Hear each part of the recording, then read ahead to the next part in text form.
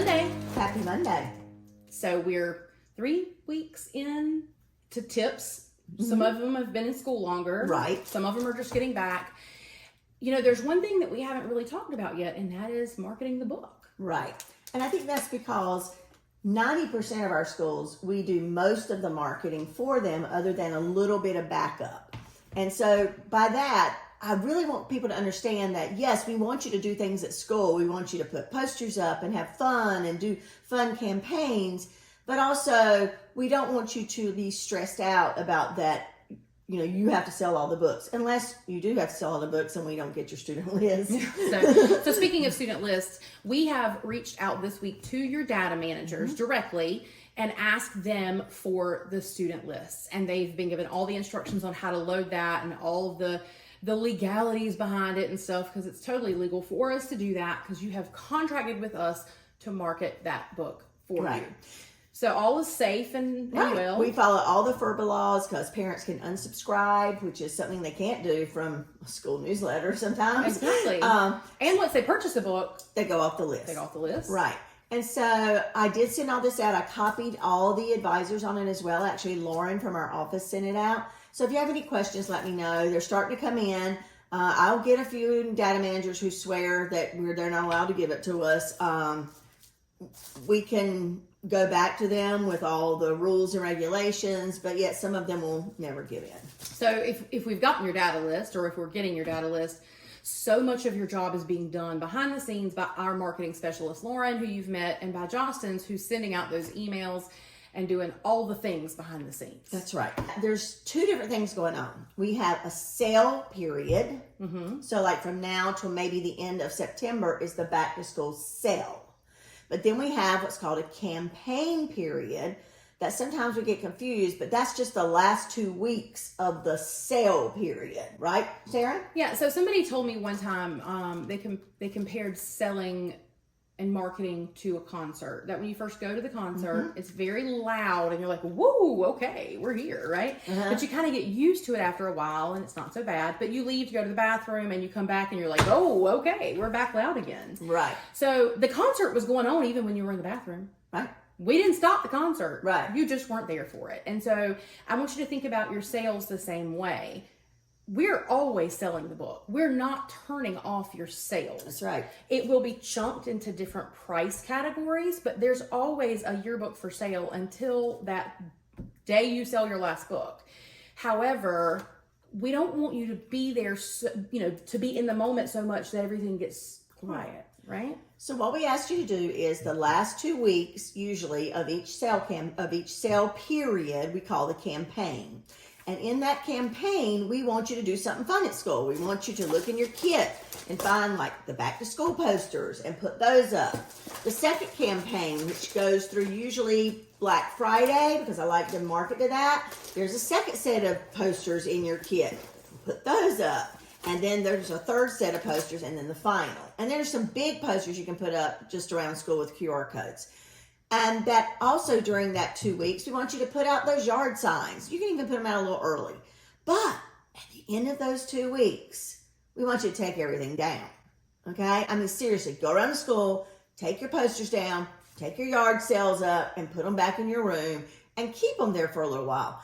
Because that sense of urgency is going to make people go to the web to see if the book's still on sale. And of course, it still is. Right. Because if you leave them up all year, they start to get quiet. It's like that furniture store you drive by. I always use this one that's got the big orange signs that say going out of business. Yeah. And you go by 3 years later and they're still going out of business. Marketing has to be in spurts. You can't do it and just let it stay the same all year long, or no one will buy the book. They'll just say, oh, it's going to be here at the end of the year. That's right. All right. So you've got to create that little bit of that urgency. Let it get quiet so that when you come back, it's loud again. I think and I'll have to double check and I'll send this out in the email, but if you go under either sell, plan, and promote, there is a marketing plan, or it's at the bottom of that sale menu. They might have moved it, I'm gonna do an overlay on the screen right here that shows where it is. It's gonna show where it is, and it'll give you ideas of what you can do during the campaign, like how to just do a fun announcement, where to put your yard sale signs. Like think about a game that's going on. That's a rivalry game. Perfect place to put those yard sale signs going into the stadium. Yeah. Right. Yeah. So I think that the parents are going to know that your book's for sale because they're going to get the emails. So what you're posting at school is a good way to let the kids know they're for sale. So the kids go home and say, Mom, can I have a yearbook? And Mom's like, oh, I got an email about that. Exactly. Right? So look in your box, pull out your back to school, be ready for that. Probably the last 2 weeks of September, or even the last 3, it doesn't really matter. Just remember, when it's over on the 29th, on that next Monday, you're going to send the kids around to clean it all up. Take them down. You don't want an old, outdated poster. Nope. You don't want that. And then we'll wait, and we'll tell you when to put up number 2 posters. That's right. All right. All right. All right. You guys have a great week. See you next week. Anytime I make a decision in yearbook, I always consider how it's going to impact my coverage. Somebody somewhere did a study and they determined that when it comes to yearbook coverage, 3 is the magic number. Putting a student in the yearbook 3 times makes them feel included and gives the yearbook value. So 3 times coverage is our goal. Let's do a little bit of yearbook math. Get out your phones, open up that calculator app. All right, here's what you do.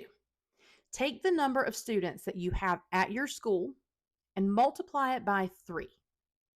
3 because that's how many times we want each one of those students in the book. So the answer to this is going to give you the number of student faces that we want to see in your book. Now, take that answer and divide it by the number of pages you have in your book. And this will give you a ballpark number of how many unique faces we need per page. Now we know that not all pages are going to be exactly this number. You're going to have some pages with more and some with less, and that's okay. But it gives you a general ballpark idea of what your coverage should look like. So the easiest way to get the first photo for every student in the book is portraits. Portrait Day. So do your best to make sure that everyone participates, knows about it in advance, and has their hair done so they're comfortable getting in front of that camera. Let's hear from Rolesville High School about how they're marketing portraits and why. Currently, we have been talking about taking everybody's yearbook pictures. So we put flyers out about basically like when to take your pictures and everything so that everybody would know where to do them. That's good for us and you guys so that when the yearbook comes out, you can buy your yearbook and see yourself in it and maybe even find a couple more pictures of yourself in the yearbook. And it's going to make people want to buy their yearbook if they're in the yearbook, you know? Yes, happy Monday. Well, actually, is it Monday? Oh, yeah. I forget sometimes. Whatever. Okay. I was thinking it was for today, but it's for next Sunday.